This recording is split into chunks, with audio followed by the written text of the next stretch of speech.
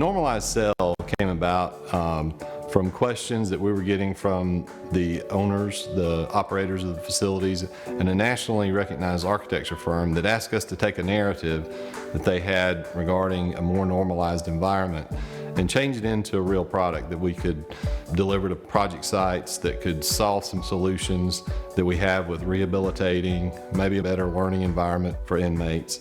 And so we've created now and offer to the industry a normalized cell option.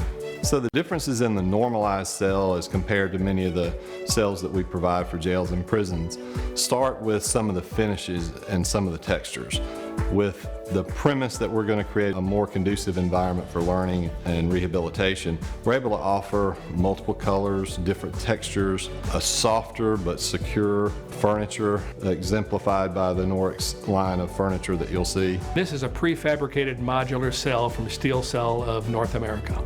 Special thanks to Mike Smith for giving us his SteelCell as a permanent exhibit here at Norix. Typically, you would have steel cantilevered bunks on the wall, but in this case, this is a specialized cell, more outfitted for the normative look. So you'll notice, as opposed to the typical combi unit, sink toilet, you have a separate toilet with a partition, you have its own sink. You also have a desk with USB ports. Again, this could be for juvenile applications, mental health unit. So the furnishings, most notably the Norix furniture, not your typical steel bunks. You're looking at rotationally molded furniture with a more of a residential look, more colorful. Again, all designed to ease the stress level in the unit and create a more normalized environment. It reminds me a lot of my college dorm, where it's not plush, but there are separate areas for bathroom, grooming, and then reading, studying, or sleeping. The other thing we're able to do is introduce more natural light into the cell by creating more either borrowed light or natural light, depending on the location and how the cell interacts with the building. So some of the interesting and different options are partitioning options. We did a project recently for the Georgia Department of Juvenile Justice in which we provided a partition in the area near the grooming and bathroom area that partially obscured vision light, and that was interior to the cell. We've also added things like the options to add USB ports if you're delivering your programs or even entertainment or rewards through PDA devices or pad devices.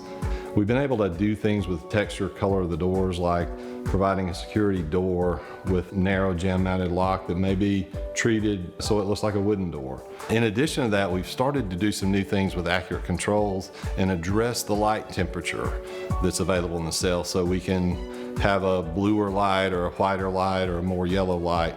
And these are things we're hearing from industry experts to say, you know, creates a condition that's more conducive to sleeping or more conducive to learning. In a direct supervision model, inmates socialize more with each other and interact with staff. So a normalized environment is really a more humanized one. And in creating that environment, all the elements need to work together, such as natural light, colors, materials, acoustics, all can help create a more normalized environment.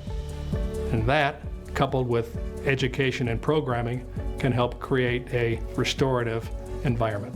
So all these features are great, but we keep in mind security, because in the end the door still needs to shut. We still need to be able to know where the inmate is and secure him or her at that point in time. On the juvenile line, we've even added things like chalkboards to just give the juveniles a place to be creative and not destructive to the cells. So all in all, we've taken what we have learned over 20,000 units is a good security sleeping room and added some features that make it a little more conducive, and thus we've called it a normalized cell environment. As far as applications go, obviously we talked about a juvenile facility that's utilized them, but we could use them in mental or medical health environments, certainly in transitional centers. Take something as simple as color. Think of your own home. The wall coverings, furniture, artwork, all help create a positive distraction through color. Now imagine taking that away to concrete and steel gray. That's a negative distraction, and that creates stress. we think, and we're hearing now, we're going to see more and more of these worked into the design. It may not be every bed in the facility, but it may be a portion of the beds, and we think we have the perfect solution.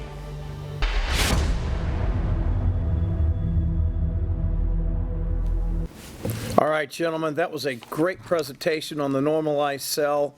I hope that'll generate some good questions from the viewing audience. And we actually did get a couple questions in during that break. Mike Smith, I'm going to start with you. So the question to you is, can you elaborate more on how the SteelCell Normalized Cell came to be? Absolutely, Joe. We were contacted by Jerry Guerrero and his group at HOK. And they had a client, and I believe the client and HOK had developed a narrative for what would be, an ideal situation for a juvenile justice center. And we were able to take the narrative, we created a 3D model, pass it back and forth, and once we had reached some agreement on, how that narrative should look and what was doable, in this genre, we created, we built what we called a mock-up or a demo, built that and actually had them down to tour it. And that's really how it got started. I think it was a collaboration, of what HOK was hearing from their client and what we were able to actually produce in a, in the type of prefabricated cell environments that we're used to. Great, that's a great answer. Thanks for that, Mike. Peter Graves, we have a couple of questions for you from Norix, or for Norix. First question is, Peter, how can furniture contribute to a more normalized correctional environment? Well, Joe, the furniture obviously can play a key role in conjunction with other design elements. As I mentioned in my piece with Mike, acoustics, unencumbered space, lighting, things like that all need to work together. The furniture should be as home-like as possible. Obviously, you still need to deliver all the safety and security elements. For example, your bed at home has bed posts, rails, frames, things that would not be good in a correctional environment because of ligature risk. But texture is another way. We do a lot of rotationally molded furniture, which allows you to achieve the strength and security you need, but have more residential looking shapes. And obviously the most obvious is color. Perhaps the walls, ceilings, and other elements of the environment need to be monochromatic, but the furniture does not. So color is a excellent way, and also costs you nothing more to introduce a more home-like setting to your facility. That's a great answer, and it probably leads right into this next question, Peter. The question to you is, Norix furniture looks nice, but is it detention grade? Second part to the question, explain how you validate that it is detention grade. Okay, be happy to, Joe. So first of all, we designed the furniture with the environment and the end users in mind that may be looking for ways to defeat the furniture to, create contraband or weaponize the furniture. So we have to think like the end user to try to design around those activities. Then we validate that with testing, internal testing. We do a lot of destructive testing, and then once we're satisfied with it, it goes off to a independent lab for third-party testing.